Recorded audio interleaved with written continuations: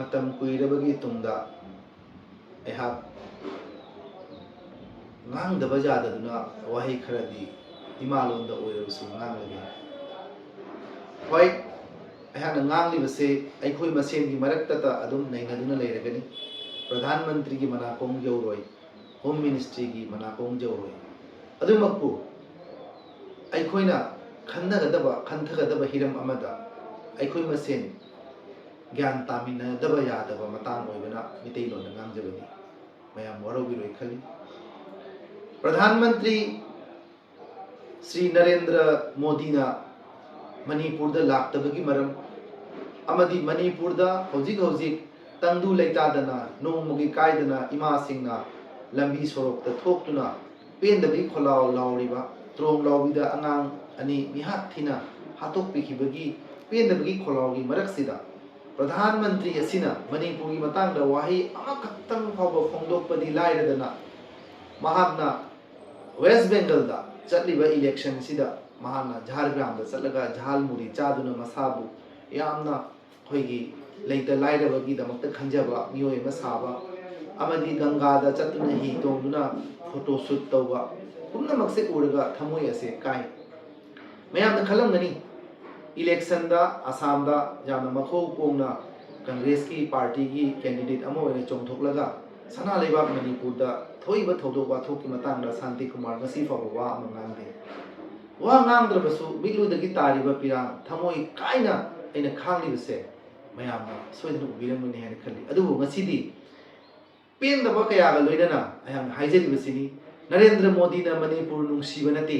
नरेंद्र मोदी ना नुंगसिबदी राज्य अदुदगी एमपी कया कारकनी हाइबगी मतंगदा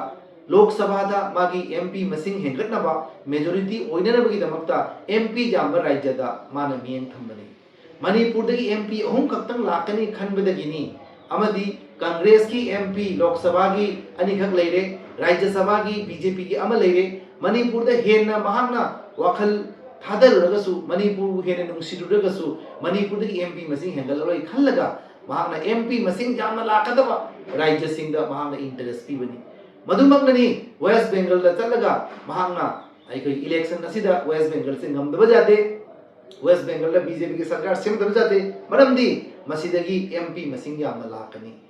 राज्यसभा दसु लोकसभा दसु पुन्ना एमपी 53 सिदगी लाकनिंगाई ले अदर एमपी मसिंग दा बेस तौरगा नरेंद्र मोदी ना राज्य अमबु महागी मियंगदा माना वेट थमनी अदर मणिपुर बुडलबसु मणिपुर तुमलबसु मणिपुर दा मिकप मिराव खोलना ngasi tangdu leitadragasu mahaki nakungda hairiba kholaw kayada jawdabani aduna mitei ichilinaw sing mikap thokasi hamdak amuk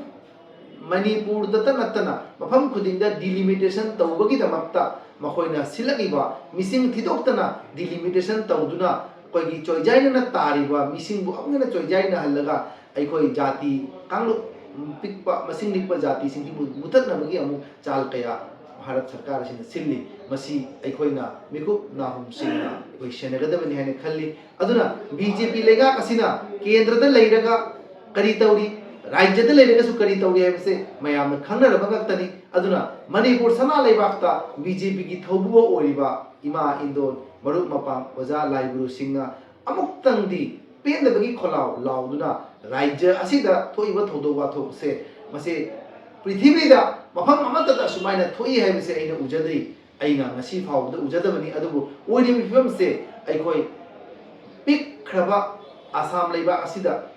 अइखोइना हिंगलिबा मतमसिदा अइखोना नोंपोक माइगै पांगदुना नोंमगी मिकअप थोकना जेंगदा मणिपुरदा चाकलिबा मैचाकसे उबदा अतोपा कांगलुपसिंगी मराक्ता अइखोइ हिंगनुदुना कानादे खल्ले हिंगबा ngamdre अइखोइ खांगबदा जामना वारे अदुना अइखोइ मणिपुरदा लेरिबा राजनीति की दल खुदिंगमकना ngasi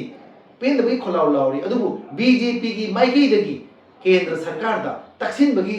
वाफम से अगिना कया उदबा ओइना ओइ अदुना बीजेपी की लेंगा पाइरिबा बीजेपी कार्यकर्ता सिंगना मणिपुर की प्रजागी खल्लगा दौबजाबा थौदा पांथोकपिउ हाइबसे अइना आसाम लेबाक्तगी मयाम दे बोकनोदुना खुरुमदगा हाइजरी थागतजरी।